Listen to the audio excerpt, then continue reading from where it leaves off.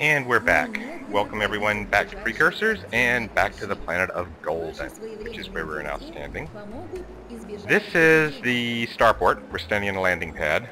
The shuttle we just came in on is right here. But we've got a whole world in front of us, so let's go explore this world.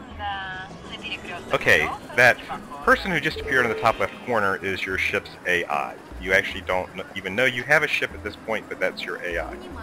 The arrow you see over on the right means we've just gotten a new level. And I'm going to show you the leveling screen here.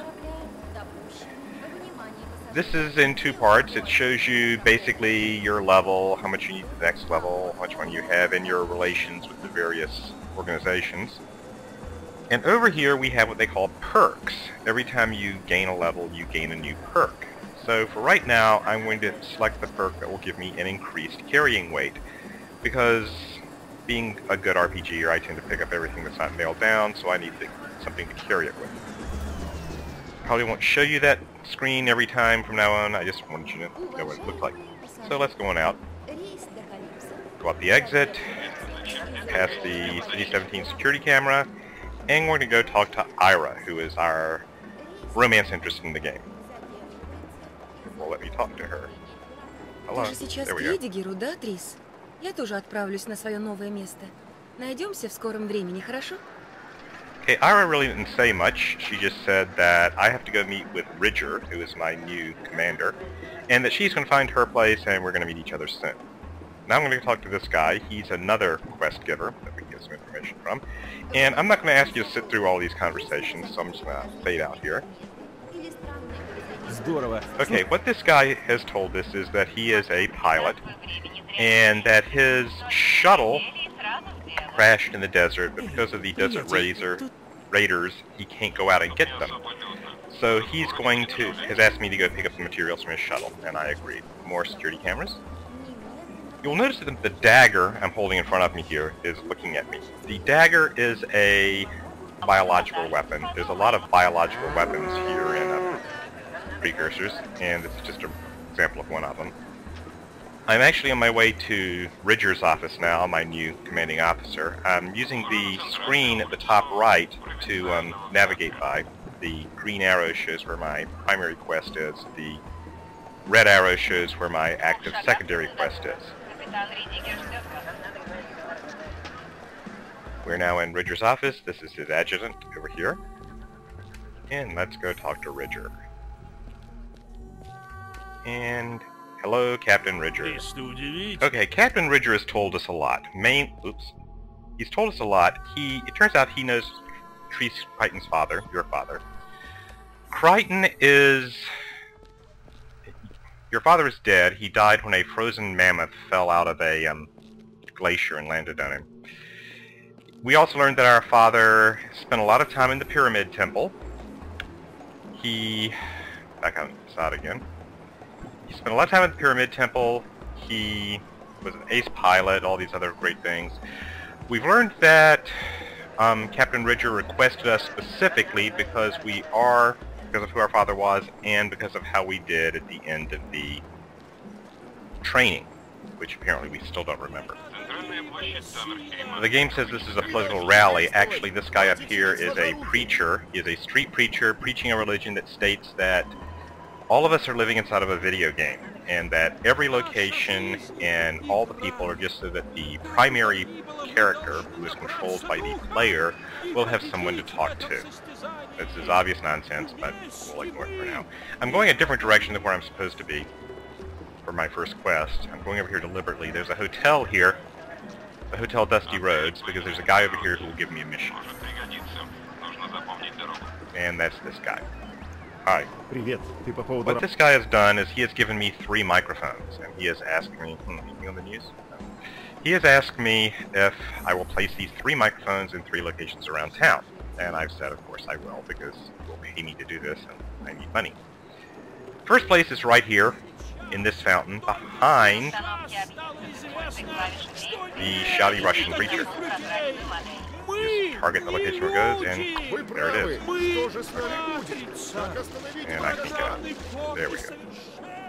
Going around this way.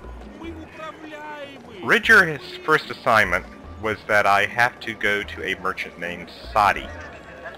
And Sadi is supposed to donate 200 credits to the Voluntary Law and Order Fund, which is used to fund the Elder Guard. Despite what it's called, it's not really voluntary, it's mandatory, and Sadi hasn't paid yet. We're going to go to him because he's the, later, because he's where we put our last microphone. Our second microphone goes in here. This is a bar.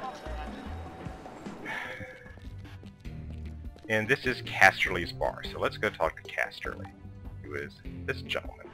Okay, Casterly has told me a lot of things about the situation on the planet. He's told me that there are problems with the Desert Raiders, which we've heard from other places. I've just bugged his bar for him. He's also told me that the planet has a Precursors installation, and of course the fact that there are Precursors here has got to be important since that's the name of the game, after all. The Precursors were an ancient race that died out millennia ago, but they left huge installations all over the planets, all over the galaxy. There's one on this planet. And he thinks that the Precursors installations are, he thinks the Precursors installations were weapons, because what else could be that big? You say you really don't know. Playing our last microphone here.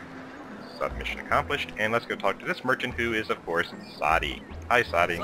Okay, Sadi has said he doesn't have the money because his last merchant caravan was captured by the raiders. And so we have agreed to pay the 200 credits for him. Security camera. That building's an art museum, for the record. We have agreed to pay the 200 credits for him in exchange for him giving us discounts or something at his bar later, or his weapon shop later. Let's go back here and tell Ridger that we've gotten the money from him. Log in. Okay, we've learned some more things from Ridger here. Ridger is so impressed with us and the fact that we're the son of his best friend, he wants us to transfer to the Elder Guard on Casilla. If you remember from the opening credits, let's talk to Kara again here.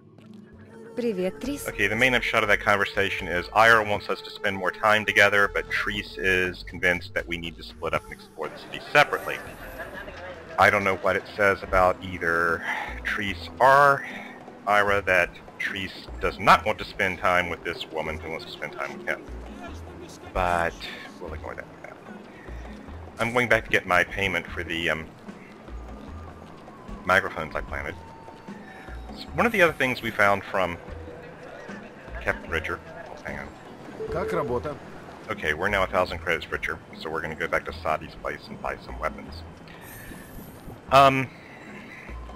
Ridger has told us earlier that our father left us a ship and about 500 credits worth of money, but the ship is damaged, and the supply part, or the repair part for the ship, was part of the supplies that Sadi had stolen from the Desert Raiders, so we don't have a part to repair our ship yet. But we do own one. That's the ship that's been talking to us via the AI.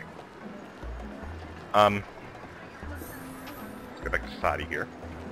Okay, I picked up an assault rifle, because you never know when these things are going to be useful. Ridger has given us another assignment. We have to go to the starport and pick up some supplies. It's this way.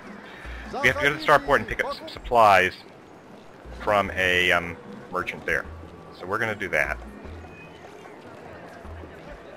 Let's talk about earlier. Ridger wants to promote us to the Elder Guard back on the home world of Casilla. Now, if you remember from the cutscene earlier, this is where we were originally supposed to be going, but they transferred us here instead because of our high ranking in the final mission back there. Here's the captain we're supposed to be talking to. Okay, the captain here has told me that he doesn't have what Ridger wants because it's still on the planet of Surax for some reason, and no one on planet Surax is answering the radio. So he's suggested that I go to Surax and find out what's going on myself. I figured I'll do that, so we're going to hop on the shuttle over here and head for Surax. See you there.